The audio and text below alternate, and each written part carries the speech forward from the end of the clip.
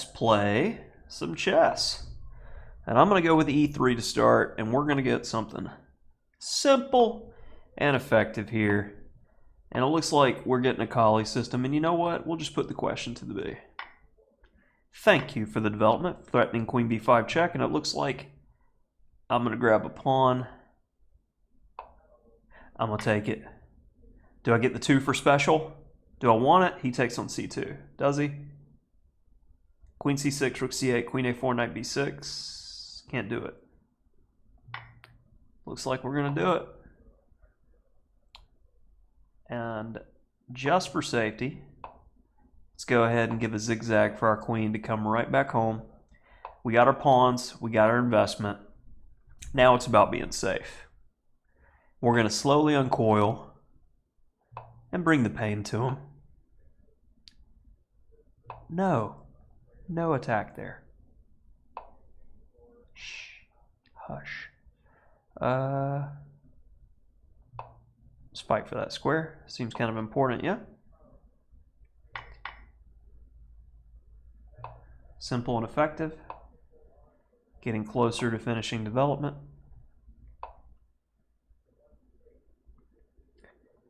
Let's go ahead and say, would you like to trade some more? If not, c4 is definitely a good move. And we just got something solid and simple. Let's do some forcing moves and bring home the full point. Protected passed pawn.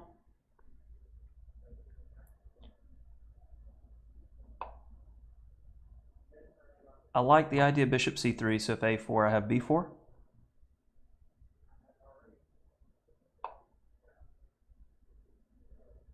And let's go ahead and start trying to force this through anyway, because it seems like this should be where we're playing.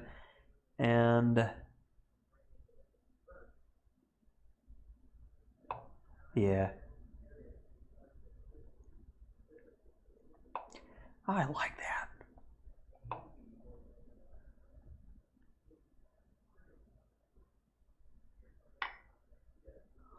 Ooh.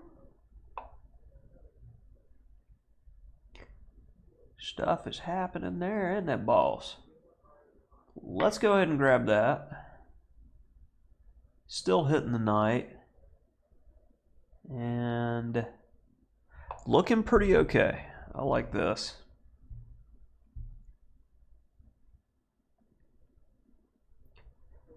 Let's bring the lady back. Like a boom, boom, boom, boom. There we go.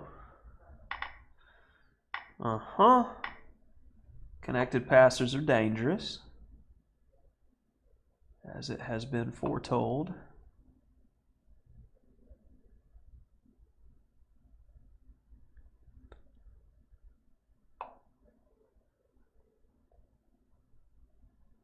Invite everybody to the party.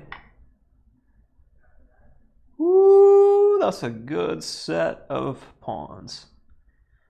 Normally they resign about something like this, but I feel like my opponent's got a wee bit of fight left in him. So let's go ahead and beat that right out of him, shall we? Just beat the devil out of it. There it is. No hands. All right. So let's see what we got out of this.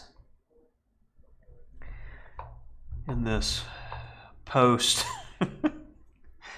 I had time to recover. I could definitely do more food, but I've admitted defeat, and I'm okay with that. And we got kind of a Colle system, and what you don't want to do, and I feel like I've talked about this dynamic a lot recently. Maybe it's because it came up. It came up a lot when I was recording my Openings Oddities course. This imbalance is mutually detrimental. And it's not often this happens in the opening in chess. It also happens in the Sicilian when we get this dynamic. This is also mutually detrimental. Neither side wants to capture the other. If black captures, it develops the queen freely and she can't be kicked. So the queen's a centralized piece. If you take, he takes, strengthening d5 to be a hit in the center and opens up a file for the rook. So neither side wants to capture. So coming back to this situation, after this move, which is critical, I don't want to take you because you'll take back with the H pawn, excuse me, and you'll have the rook to work with.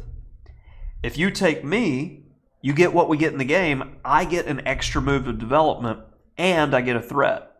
You probably wanted to put the pawn on c5 to aggressively attack the structure, but you end up playing c6, and you have a defensive structure. So I was very satisfied to see that.